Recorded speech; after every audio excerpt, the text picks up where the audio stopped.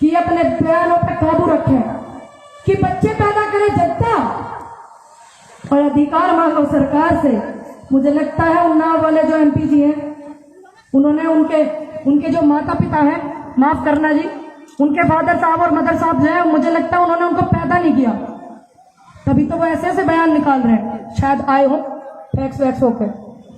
तो बस मेरा यही अनुरोध है इतने बड़े मंच से कि जब जब कोई आवाज आपको बुलाने के लिए लगे, आपको पहुंचना है और शिवनी में जागरूक है आप, इस चीज को दिखाना है, वहां जाके दिखाएंगे या नहीं दिखाएंगे, विश्वास करती हूँ, क्योंकि हम और आप एक ही हैं, कोई मंत्री नहीं है, नेता वेता नहीं, किसान की बेटी आई हुई है, आपकी बेटी आई हुई है। तो मैं विश्वास करती हूँ इनके झूठे बहकावों में आप ना आवे।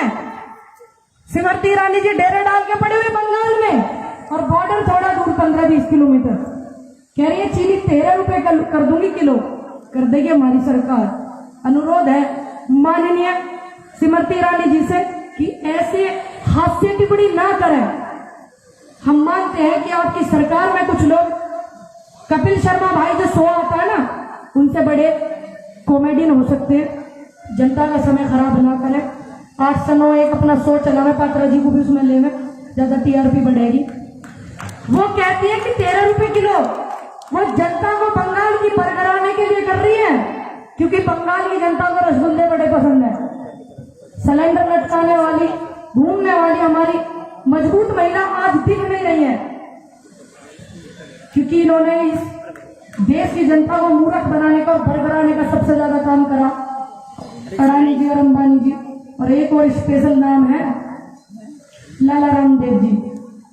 तो इनकी बातों को ध्यान में रखना, इन्होंने क्या कहा, और इनको छुइए, ये तुमसे दूर भागेंगे, क्योंकि किसान तो इनको छुआछूत की बीमारी लगे है कि हमें किसान न छू दे। किसान के शरीर से पसीने की बदबू आ गई नेता ने, पर इन्हें ये नहीं पता जो वो कपड़े पहने हैं वो भी हमारे। हम कह सकते हैं कि जो पहना हुआ ये जो आपने बदल पे वो हमारा है, जब मर्जी उतार लेंगे, उतारेंगे नहीं। जो हमारे अधिकार की और हमारे हित की बात नहीं करेगा, बिल्कुल हर उस व्यक्ति का विरोध करेंगे। और आप भी करिए, पूछिए अपने एमपी एमएलए से, करा क्या जी हमारे क्षेत्र में, बताओ करा क्या। युवा से अनुरोध है कि आप पूछिए करा क्या, और आंदोलन को सहयोग करिए। बहुत आप लोग सहयोग कर रहे हैं, 117 दिन ऐसे ही नहीं हुए, आपके सहयोग से, आपके समर्थन से हुए। अनुरोध करना चाहती हूँ, अगर कोई गलती, कोई चूक मुझसे हुई है, आपकी बहन बेटी आई हुई है तो माफ कर दीजिएगा। समय बड़ा कम है, बहुत बड़े बड़े मेरे प्रवक्ता आए हुए हैं। ठीक है, बोलिए। बहुत अच्छा लगा, बड़ा सम्मान आपने किया। पहली बार मेरा आगमन है शिवनी में। जब जब आप मुझे आवाज लगाएंगे, मेरा वादा है आपसे, जब तक मेरी जिंदगी रहेगी, कि मैं आऊंगी किसानों के सम्मान में, मेरा वादा है। और महिलाओं के सम्मान में, ये बैठी हुई है बहुत प्रताड़ित है सरकार से, है जी, है नहीं है। तो जब भी मेरी जरूरत हो जरूर याद करिएगा, क्योंकि कोई मंत्री नहीं है ना भैया, भाई मंत्रियों से तो अपॉइंटमेंट लेनी पड़ेगी, टाइम लेना पड़ेगा। मंत्री नहीं है, किसान की बेटी आई हुई है, आपकी अपनी बच्ची आई हुई है, अभी याद करिएगा। और बस इस बात से अनुरोध है, जागरूक होइए कि आपको कोई बुला रहा है अपने सम्मान से। जो किसान आंदोलन की वजह से जज्बा और मजबूती हर उसमें हुई है वर्ग में, आपने देखा डरते थे इनसे लोग, अपने अधिकार की आवाज नहीं उठावे थे। किसान आंदोलन के चलते चलते कितने आंदोलन चले या नहीं चले। एक आंदोलन इनका भी चला जब ये बिल पास करे हैं, एक आंदोलन इनका भी चला, लेकिन इसमें फेल हो गया। मैंने बड़ा सुना वहां पर बॉर्डर पे कि कृषि बिल जो है, इनके समर्थक आए हुए हैं, बैठे हुए हैं किस बॉर्डर पे, आपके विरोध में। अच्छी बात है, समझ होनी चाहिए कि हमारे विरोध में भी कोई आया हुआ, अगर हम सच्चे हैं तो मिलना चाहेंगे। 2-3 महीने हो गए कहते बस लोग बताते हैं कि बॉर्डर पर बैठे हुए, ये पता नहीं चल रही कि वो चलते चलते चाइना बॉर्डर पहुंच गए या पाकिस्तान बॉर्डर पहुंच गए या बांग्लादेश पहुंच गए, लेकिन हमें नहीं दिखे वो। तो जो व्यक्ति आपको घुमाने की और बरगराने की कोशिश कर रहा है, बताइए उसको नुकसान और फायदे पूछिए। भाई अपना अधिकार है बोलने का, लेकिन आजकल तो ज्यादा बोलने वाले की परेशानी हो रही है, बहुत हुई। इस आंदोलन में देखने को मिली, बड़े बड़े पत्रकारों की भी हुई। सोशल मीडिया का तहे दिल से धन्यवाद करना चाहूंगी, जो इस आंदोलन की रूपरेखा को सच्ची दिखाने में ऐसे ऐसे पत्रकार लगे हुए हैं, कहां कहां कवर करने जाओ। तो एक बार जोरदार तालियां आप इनके लिए लगाओ। और इस खूबसूरत मंच को सजाने में राष्ट्रीय किसान मजदूर महासंघ की जो पूरी टीम है, पूरी यूनियन, उनके लिए तहे दिल से धन्यवाद करना चाहूंगी कि आप रूबरू करा रहे हैं। तो बस मैं यही कहना चाहूंगी कि आपको एकत्रित रहना। बहुत नुकसान गिनवा दिया तो बीमारी का इलाज लिकाड़ना, लिकाड़ोगे या नहीं? लिकाड़ ना लिकाड़ने, लिकाड़ने हैं। और आपको बता दूं, आंदोलन आपका पूरा हो गया, बधाई हो आपको बहुत बहुत। क्यों हुआ? सरकार बड़ी घबरा रही है। थर्मामीटर डालकर उनका टेम्परेचर चेक करके देखना। बस आपको एकत्रित रहना है, ये मुझसे आपको वादा करना है। और जब जब आवाज लगे आपने जाना है। कहाँ जाना है? भारत के दिल्ली के बॉर्डर पे जाना है, जाना है ना? क्योंकि दिल्ली हमारी भी है, आपकी भी है ना? तो बस मैं यही कहना चाहूंगी कि आप लोगों का जो ये सहयोग आंदोलन में है, उसके लिए तो कितने भी मैं आपका शुक्रिया अदा करूं, मेरे पास शब्द ही नहीं है। और आपसे उम्मीद करती हूँ आगे भी आप ऐसा ही करेंगे। और आने वाली नेता नस्ल, पक्ष भी और विपक्ष भी, अगर इनके दिमाग ठीक नहीं हुए ना, तो मेरा भरोसा है मैं आपको नजर नहीं आऊंगी। ठीक, सिर्फ आपको क्या करना है? एक चीज करनी है, दूसरा कुछ नहीं करना है।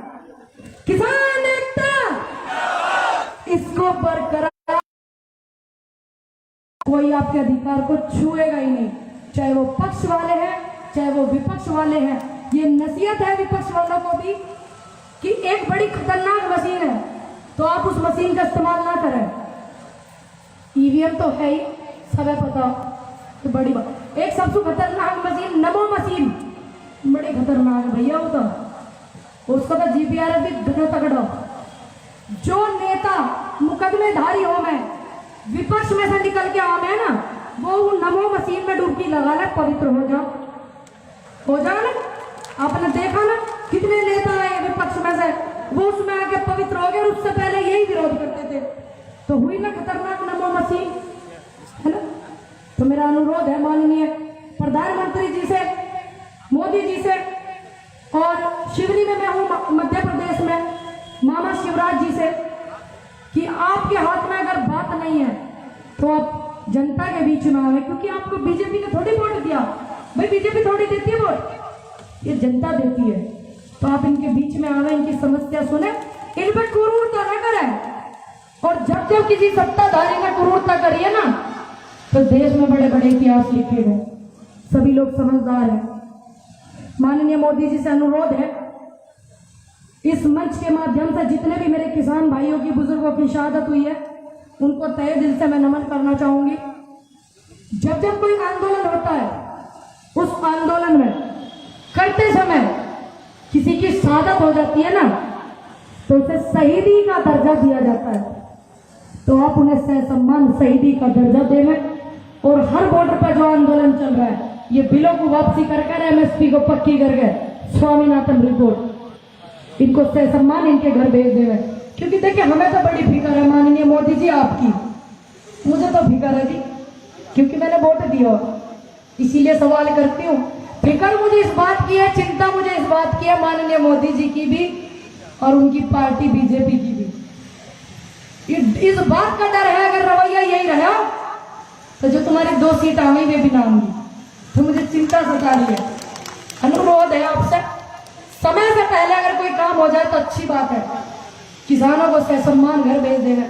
और जो देश का नुकसान हो नहीं हो, 33-30 हजार करोड़ के समथिंग देश की भी चिंता है, अनुरोध है।